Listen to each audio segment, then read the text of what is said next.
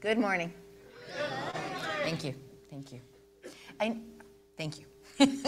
Good morning and welcome to worship with the Unitarian Universalist Church of Ventura. I am the Reverend Dana Worsnop, minister of this vital and caring community who gathers to keep love at the center of our lives and in the way that we move in the world. And whether you have been here 30 years or 3, 10 months or 10 minutes, and whether you strolled, rolled, zoomed, ran, or danced here into this sanctuary and into this space together, we are glad that you have joined us. We are a community of many beliefs, identities, origins, sexualities, and genders, and all are welcome. We preface our service by acknowledging that our building rests on the unceded ancestral homelands of the Chumash peoples. And we pause just a moment to remember that the ground we live on is sacred. It is ground that cries out for justice and for responsible stewardship. And in so remembering all of this, may we all find the courage to do our part to restore wholeness to the earth and to all her peoples, which is one of our callings. Before we get fully underway, I have a few brief announcements.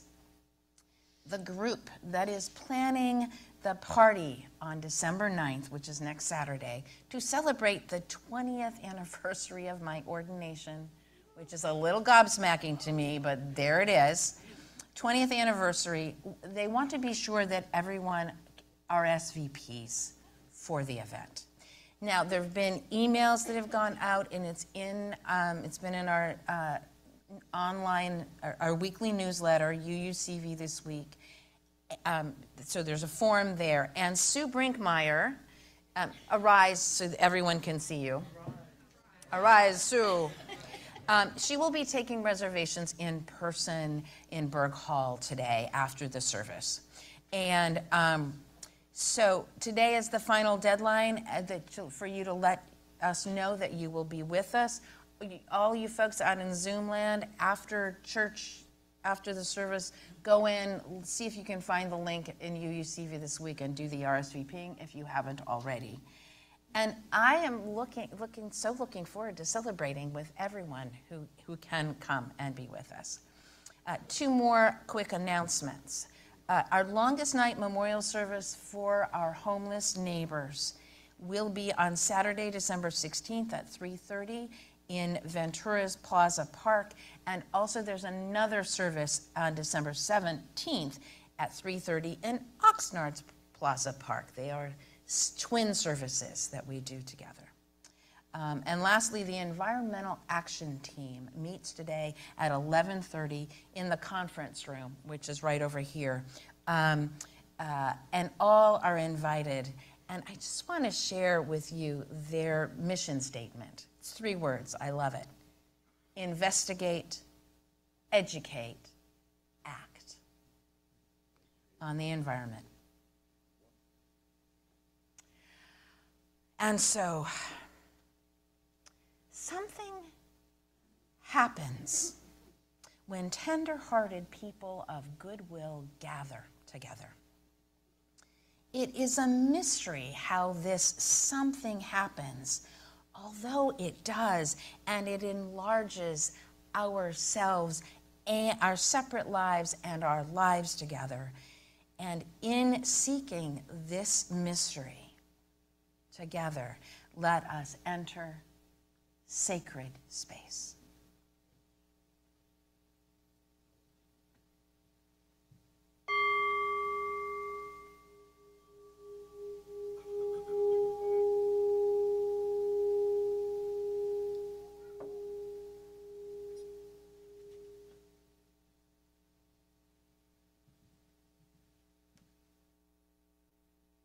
I am Worship Associate Sue Brinkmeyer, and I want to invite all of you Zooming or streaming into this service to light a candle or a chalice at home as Reverend Dana lights the chalice of our free faith here in the sanctuary.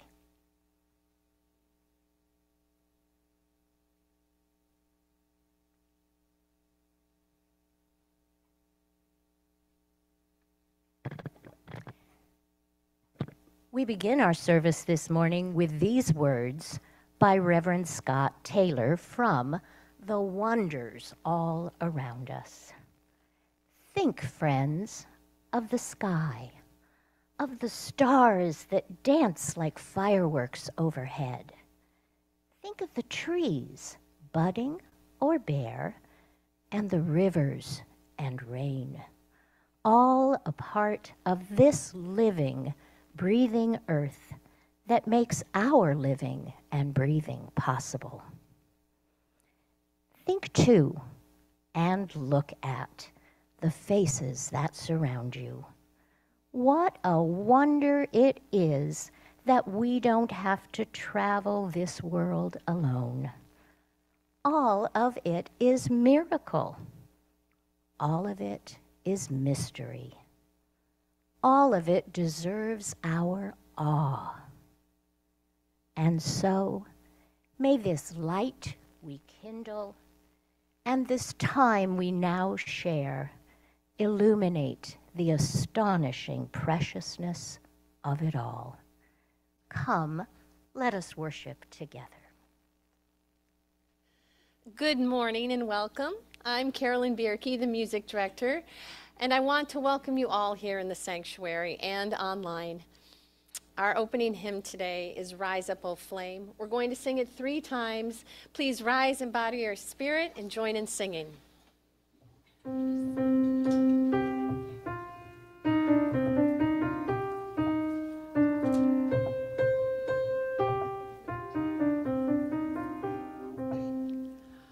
Rise up, O flame, by thy light glowing, show to us beauty, vision, and joy. Rise up, O flame, by thy light glowing, show to us beauty, vision, and joy. Rise up, O flame, by thy light glowing, show to us beauty, vision, and joy.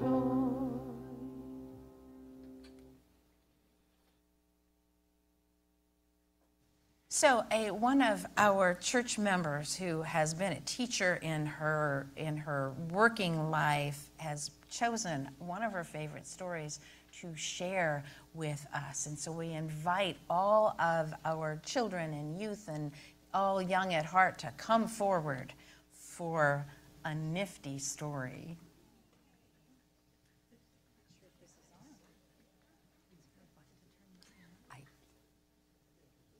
Speak. Hello. Yeah, no, it's not on. It's not on. It is. Can you hear me? Good. All right. Hi, I'm so happy to be here today sharing this story with you. My name is Rena Pizzuto. And the story is called Imogene's Antlers. Have you ever had something of a surprise happen that you weren't expecting? That's what's going to happen to Imogene. On Thursday, when Imogene woke up, she found she had grown antlers. Getting dressed was difficult, and going through a door now took some thinking. Imogene started down to breakfast, but got hung up. Oh, Imogene's mother fainted away. The doctor poked and prodded and scratched his chin. He could find nothing wrong. The school principal glared at Imogene, but had no advice to offer. Her brother, Norman, consulted the encyclopedia and then announced that Imogene had turned into a rare form of miniature elk. Imogene's mother fainted again and was carried upstairs to bed. Imogene went to the kitchen. Lucy, the kitchen maid, had her sit by the oven to dry some towels. "Lovely antlers," said Lucy. The cook, Mrs. Perkins, gave Imogene a donut and then decked her out with several more and sent her into the garden to feed the birds.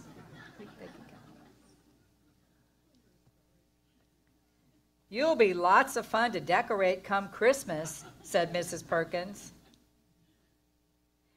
Later, Imogene wandered upstairs. She found the whole family in Mother's bedroom. "Donuts, anyone?" she asked. Her mother said, "Imogene, we have decided there is only one thing to do. We must hide your antlers under a hat." Norman telephoned the milliner. At 3 o'clock, the milliner arrived. Rapidly, he sketched a few designs. Then he set to work. "Voila," said the milliner. "Bravo, bravissimo," cried his assistant. Thud. Imogene's mother had to be carried away once again. After dinner, Imogene practiced her piano lesson. Then, yawning, she folded her music, kissed the family, and went to bed. Emmeline sighed, remembering the long, eventful day. On Friday, when Imogene woke up, the antlers had disappeared. When she came down to breakfast, the family was overjoyed to see her back to normal until she came into the room. What would you do if you had antlers or peacock feathers? Would that be fun? It would be fun if we were scuba diving. If you were what? Scuba diving.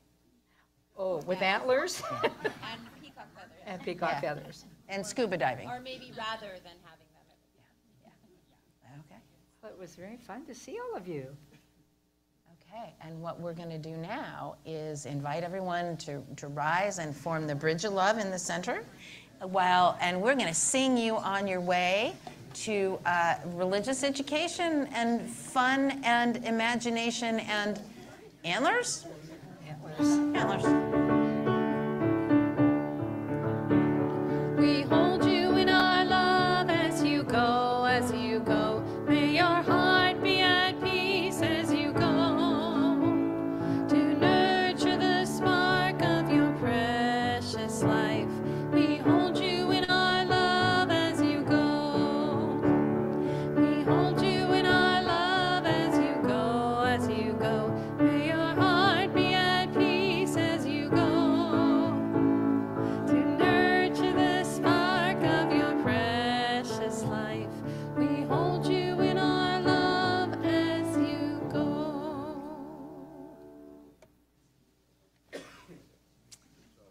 Each Sunday, it is the practice of this congregation to give away the entire collection, everything that people offer, to an organization in the larger community or to funds that help people in our own church. And you can text the number on the screen to give, and those of you who are on Zoom can also give through the link posted in the chat. Those of you here in person, you can also still drop a check or cash at the basket at the back of the sanctuary, which is right back there after the service. Our offering today goes to Ventura Homeless Prevention, which helps keep people in their homes when a temporary financial setback due to something unexpected, a major bill or a temporary reduction in income, and they can't pay a current month rent themselves. And thanks to offerings like this one today, Ventura Homeless Prevention stops the eviction of an average of 6 families a month.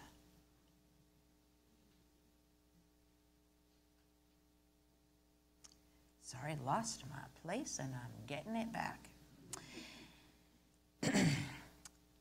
By sending the landlord a check for the portion of the rent the family cannot manage. So far this year, 193 of our neighbors here in Ventura, 69 of them with children, have been spared the double trauma of eviction and homelessness. They were paying on average 49% of their income on rent, and so needed help when life happened. One dad got food poisoning and put him in the hospital and kept him from work. One mom emptied her bank account to get her car, which had been towed, back from the impound lot. In one case, a woman's husband of 55 years did not survive heart surgery, and she just needed some time before she could pay the rent on her own. The issues are all different, but in the cases here, they are temporary. And so just a little bit of a bridge can keep people in their homes. Thanks to donors big and small, like y'all here and beyond, Ventura Homelessness Prevention is able to help them. Thank you for giving generously, as you always do.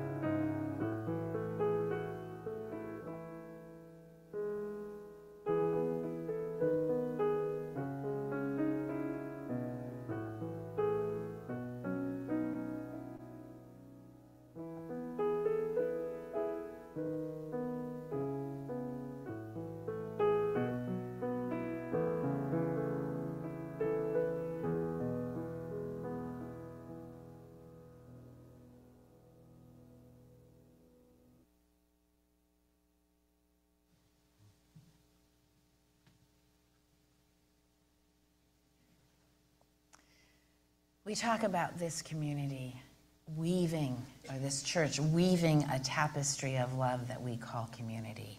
It's a tapestry of love weaving us all together here. It is a tapestry of love that embraces our whole community, as our offering this day particularly exemplifies.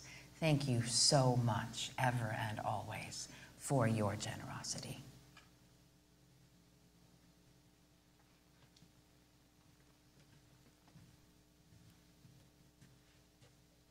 One way we weave that tapestry of love here in our church community is by sharing with one another the great joys and sorrows that grace our lives.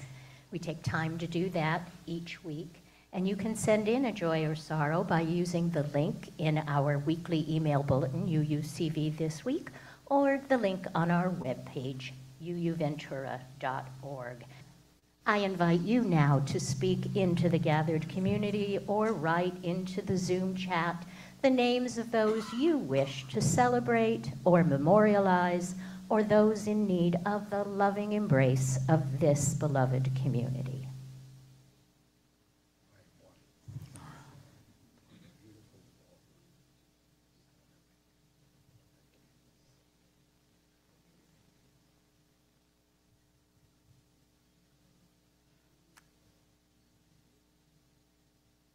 Reverend Dana will now place one stone in the water for all those joys just shared and those still unspoken in the silent sanctuary of our hearts.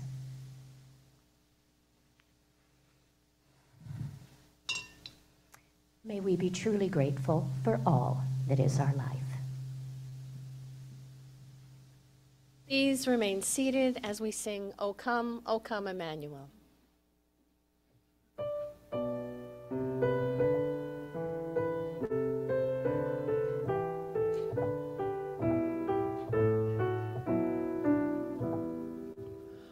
O come, Emmanuel, and with your captive children dwell. Give comfort to all exiles here, and to the aching heart bid cheer.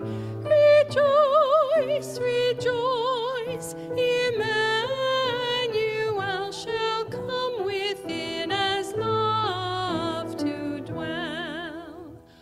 Oh, come, you splendor very bright, as joy would never yields to might. Oh, come and turn all hearts to peace, that greed and war at last shall cease. Rejoice, rejoice, Emmanuel shall come within as truth to dwell.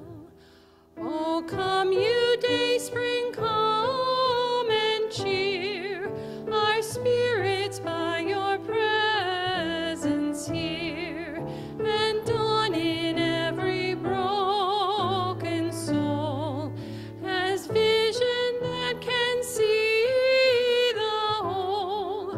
Rejoice, rejoice, Emmanuel shall come within as light to dwell. Oh, come, you wisdom from on high, from depths that hide within a sigh, to temper knowledge with our care, and render every act a prayer. Rejoice, rejoice, Emmanuel shall come within as hope to dwell.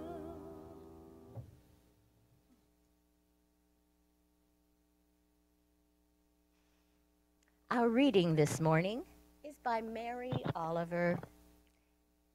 Mysteries? Yes. Truly, we live with mysteries too marvelous to be understood. How grass can be nourishing in the mouths of the lambs. How rivers and stones are forever in allegiance with gravity, while we ourselves dream of rising.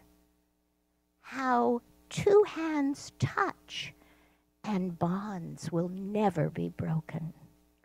How people come from delight or the scars of damage to the comfort of a poem. Let me keep my distance always from those who think they have the answers. Let me keep company always with those who say, "Look," and laugh in astonishment and bow their heads.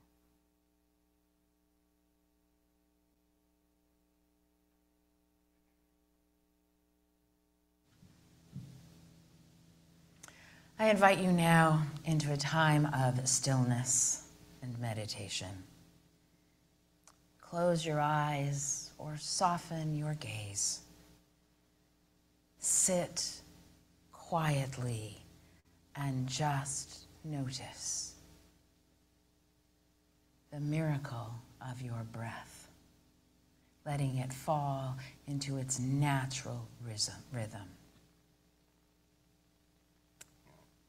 How do you say yes to mystery?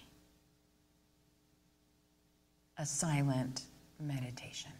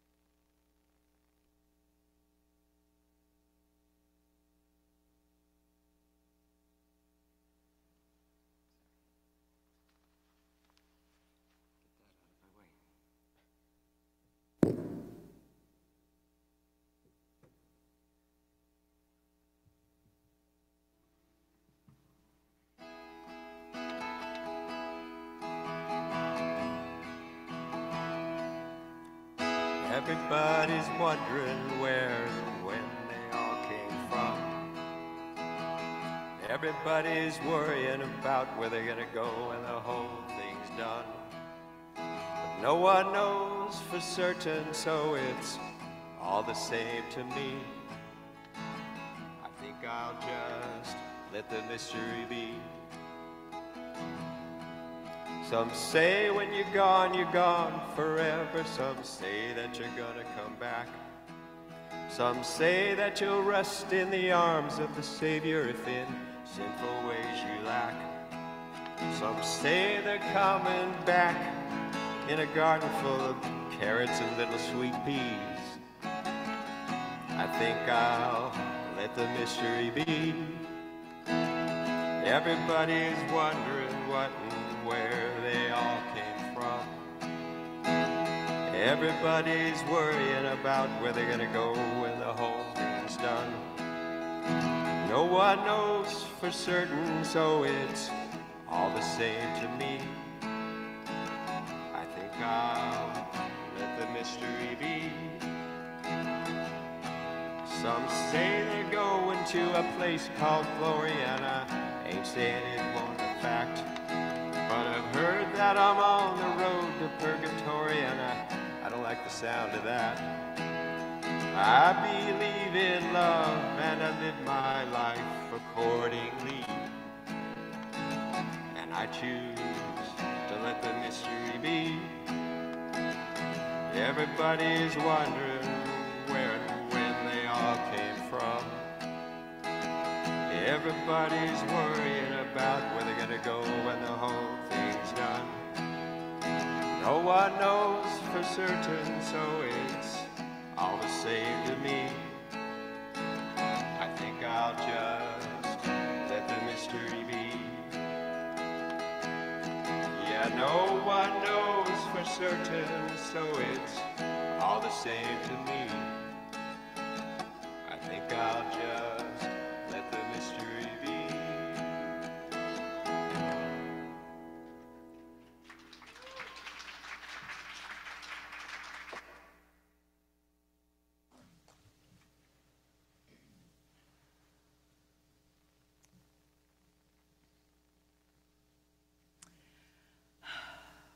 Thank you, Kent.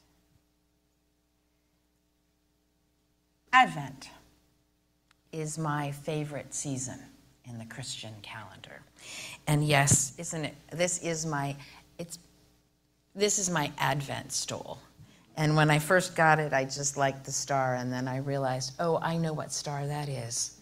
So just so you know, I've been telling people this. I wear this stole from the first Sunday of Advent all the way through Epiphany, which is the Sunday when, according to the story, the three wise men arrive following the star. So we get 6 weeks or so of this stole. And that's part of what makes it my favorite season on the Christian calendar. But it's not about, for me, it's not about Christmas itself, but the lead up to it. And not the parties or presents, but the lights shining out in the darkness, the beauty and mystery in a restful dark. It's not the enforced good cheer, but the assurance that the movement of days shortening and nights growing longer will reverse that trend at the turning of the winter solstice. It's not about running away from the dark, but a reminder to savor it, to let mystery arise without trying to capture or contain it. In the Christian mythos, Advent is essentially the final month of Mary's pregnancy as she awaits the birth of this unlikely, mysterious, and holy child. Metaphorically, it becomes a gestational time, inviting all to consider what new thing is being born in ourselves and in the world that we will carry with us into a new year.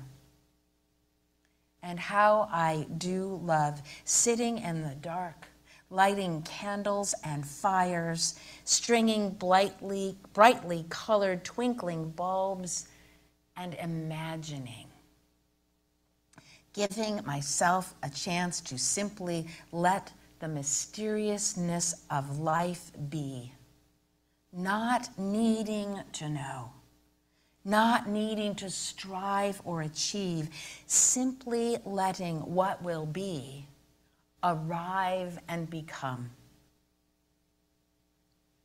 It's a little paradoxical, but the metaphor of Advent is actually the very antidote to all that stresses me out about these holidays. The spiritual practice of this time is the opposite of what our culture piles up on it. Waiting and wondering. Not consuming and scampering about, not gobbling and gift giving. Simply waiting and wondering, what new thing is being born can I make space for? So I offer you also this antidote to practice in this overfull time of year. Wait and wonder. Let the mystery be. Let the mysteries be. Let the mystery arise as it will. And let yourself rest in all that you do not know. Do not try to pin it all down and quantify your certitude. Being alive is miracle and mystery enough. And as much as we have learned about ourselves and the world, there will always be ever more to learn, and things, and so many things we may never, ever know. And for me, it is this very mysteriousness that is one of the great gifts of being alive. How the heck did this happen? I'm here in a body. I have hands that move when I tell them to. Whoa. And it's beyond this simple body. Take note, Reverend Scott Taylor tells us, take note of the sky, of the stars that dance like fireworks overhead, of trees budding or bare, and the rivers and rain. This living, breathing earth that makes our living and breathing possible. Let it in and let it be. Yet, that kind of letting go and letting be has not always been the strongest suit for Unitarian Universalists. Historically and theologically, we have celebrated the life of the mind and the power of reason in our spiritual and religious lives. And certainly this has done so much good in the world and for us and for our churches. It has carried us beyond superstitions and a faith in the supernatural to deep and true places that speak to us powerfully. Yet a little too often we relish the knowing mind and have not embraced as much and nurtured the life of the heart and the soul. Sometimes that our affection for reason and life of the mind has led us to be the very sort of people that Mary Oliver hopes to avoid. As in, let me keep my distance always from those who think they have the answers. I resemble that remark a little too often. How about you?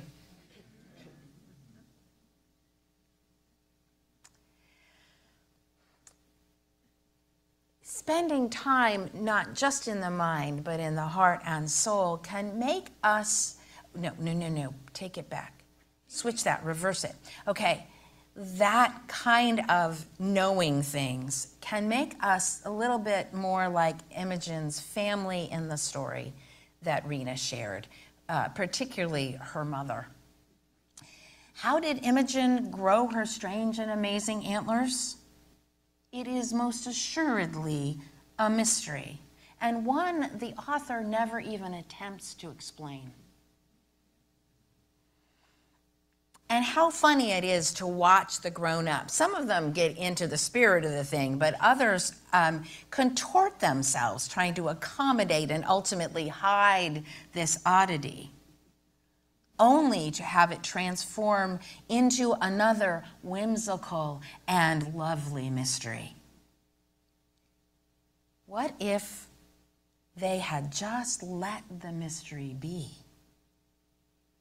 Brought a little curiosity and wonder to the situation, hung a little bit more Christmas lights and donuts and other fun things on the antlers rather than trying to cover them up. Imogene certainly seems to enjoy the magic and mystery that she keeps waking up into. And sometimes I think it would be good for us to be a little bit more like her and a little bit less like her fainting mother. The Reverend Kathy to Ricky thinks it would be good for us to, quote, let in the mystery, to be more comfortable with not knowing, to embrace the ineffable.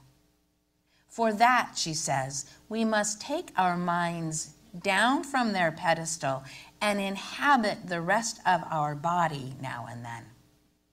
Try taking a deep bow or engaging a downward dog pose.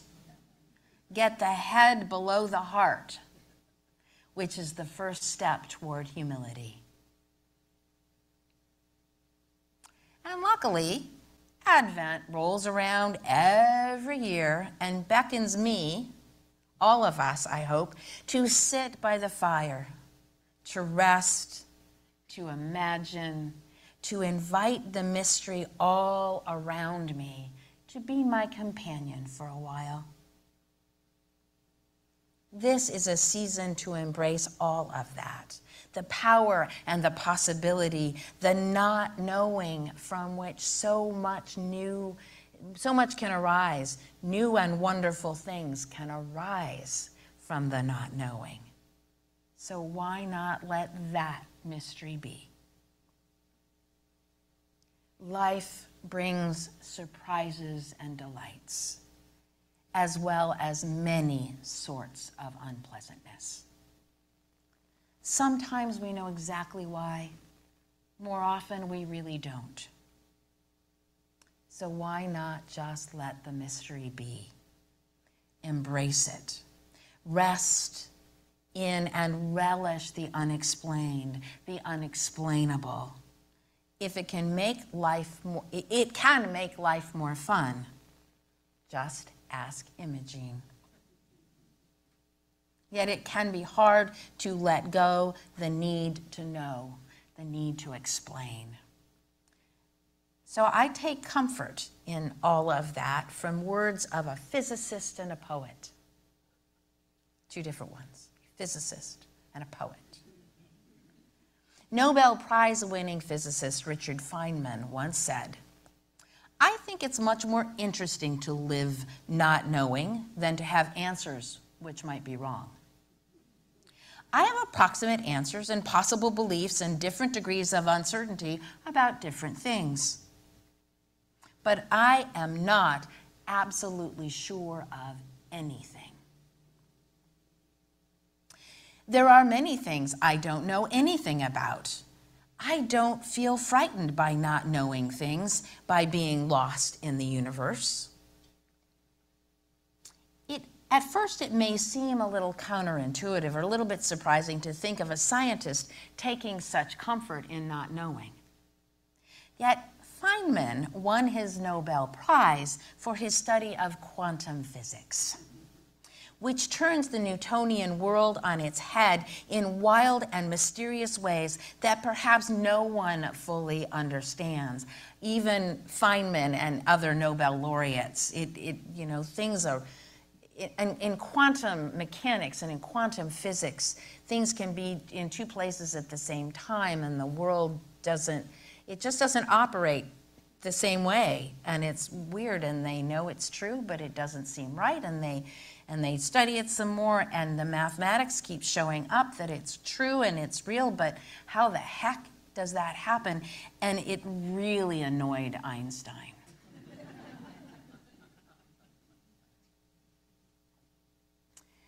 And that's all okay, because it is the ultimate way of things.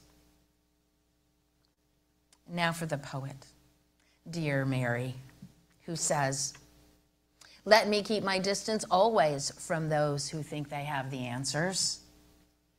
Let me keep company always with those who say, look and laugh with astonishment and bow their heads.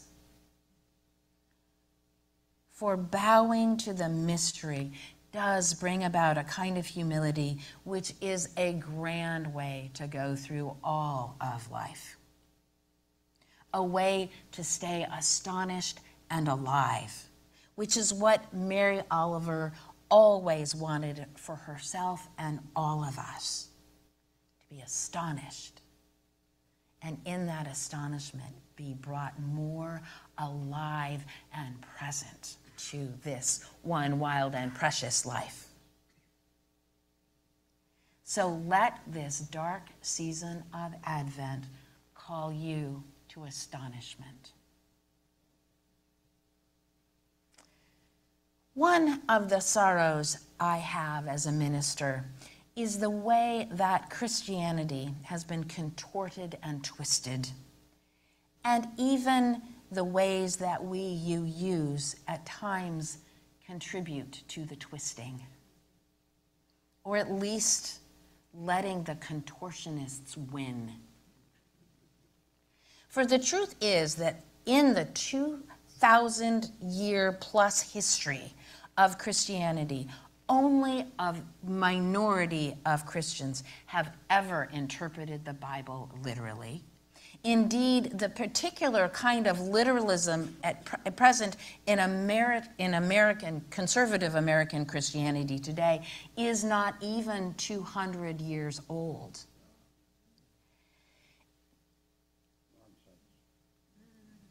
Yeah, nonsense. It's just that the present day contortionists have the loudest voices. And they have convinced so many that they are right. Their loudness has led to a cultural dominance that has led many of us to reject all of Christianity and even all of religion itself, which makes me so sad. Really and truly, the majority of Christians, for the majority of history, have seen the Bible as some combination of myth, metaphor, and allegory. Not factual, not literal history. And a literal interpretation of the Bible, for both conservatives and liberals, removes so much of the magic, mystery, and wonder of being alive, and so much of the gift of the wisdom of that amazingly contradictory, complex, sometimes weird, and often really inspiring Scripture, a whole body of Scripture. And the metaphor of Advent invites us into the deepest mystery of being human, which is why I love it so. Here is its lesson. That holy thing that many name God is alive in each of us. It is the thing that calls us to the awareness, the possibility for love, truth, light, hope, faith, and joy that we sing about. Rejoice, rejoice.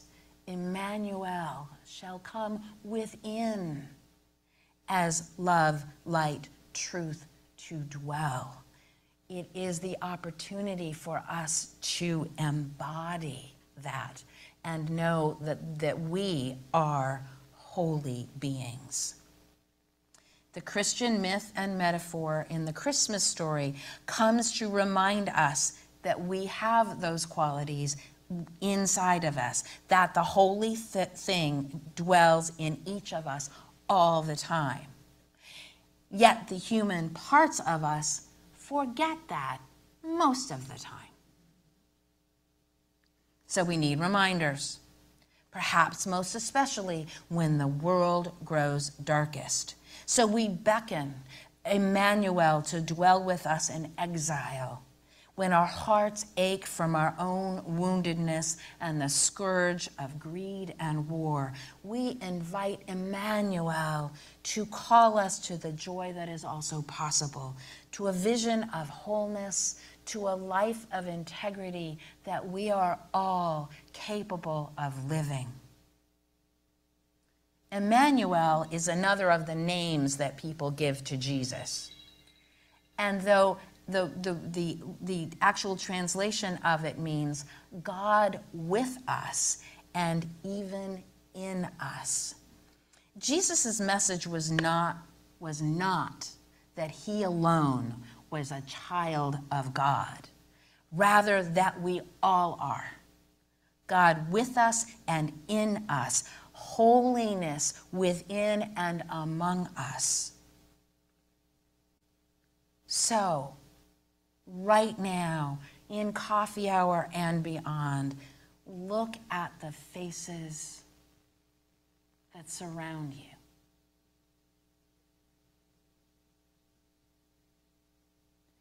What a wonder it is that we do not have to travel this world alone.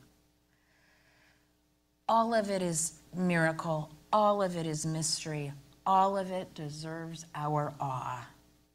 So let us carry our lights into the darkness to illuminate the astonishing preciousness of it all, the mystery, the magic, the wonder of being alive.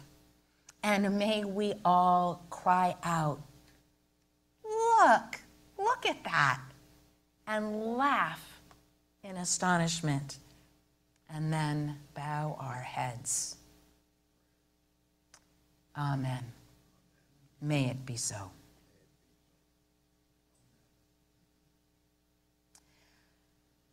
I invite you now into a time of reflection and prayer. Holy beingness of many names and no name, wild, unfathomable mystery, Spirit of life which dwells within and among and beyond us this day and always. May we let the mystery be. May we let the mystery be within us. May we relish the mysteries and delights and wonders of being human beings walking beside other human beings, knowing we are never alone. May we land in and know our own deep holiness, even in the midst of our woundedness, our aching hearts, our feeling exiled from all that is good and noble in the world. May we know deeply that we, each of us, is a holy child of God. May we treat ourselves that way. May we treat each other that way. And may we know love, light, hope, truth, joy, this season and always. And may those who are ill find healing. May those who are in despair find hope. May those who are without shelter find home. And may all those suffering conflict and war throughout the world, may we all know peace. Amen, and blessed be. Our closing hymn is Now Let Us Sing. It actually has two parts, a lower part for lower voices and an upper part for higher voices. And since I want you to have a chance to get comfortable with it, we're going to practice each part a couple times and then put it all together. So please rise in body or spirit, and we will practice the lower part first. You can see the low part right up there. Here we go. Now let us sing, sing, sing, sing.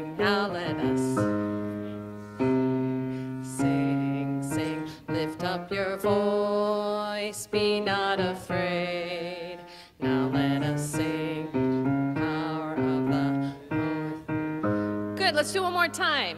Now let us sing, sing, sing. Now let us sing, sing, sing. Lift up your voice, be not afraid. Let us sing. All right, we're going to try the upper part now. Part 2. Sing to the power of the faith within. Sing to the power of the faith within. Lift up your voice, be not afraid. Sing to the power of the faith within. One more time. Sing to the power of the faith within. Sing to the power of the faith within. Lift up your voice, be not afraid. Sing to the power of the faith within. All right, you get to pick whichever part you want to sing, and here we go. 2, ready, and now let us sing. Sing to the power of the faith within. Sing to the power of the faith within. Lift up your voice, be not afraid. Sing to the power of the faith within. Now let us sing. Sing to the power of the hope within. Sing to the power of the hope within. Lift up your voice, be not afraid. Sing to the power of the hope within. Now let us sing. Sing to the power of the faith within. Lift up your voice, be not afraid. Sing to the power of the love within. Now let us sing. To the power of the joy within. Sing to the power of the joy within. Lift up your voice, be not afraid. Sing to the power of the joy within.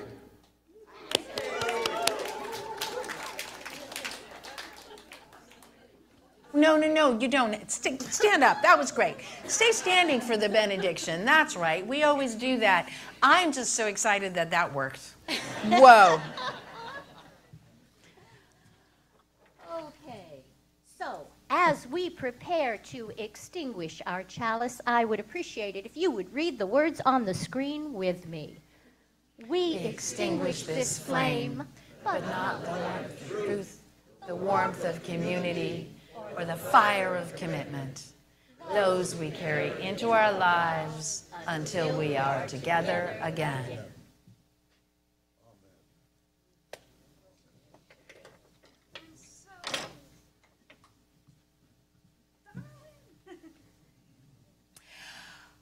Just a quick reminder that you can leave cash or checks in the basket in the back. Also, if you want to go over into coffee hour, a first stop can be the Connecting Center, where people just hang out and talk, and it's a slightly smaller group. If the massiveness of coffee hour is a little overwhelming, you can meet some people a little bit closer in. And also, don't forget the Environmental Action Team is meeting at 11:30 in the conference room. That screen will be removed. You can get in. I leave you with these words from the Reverend Joan Javier Duval. May we embrace the mystery that surrounds us. May we sink deep into the truth of our unity, even in the midst of life's discord. May we keep our hearts open to those moments of more than mortal splendor, when there is indeed a touch of glory in just being alive. Go forth in love. Go forth in peace. May it be so.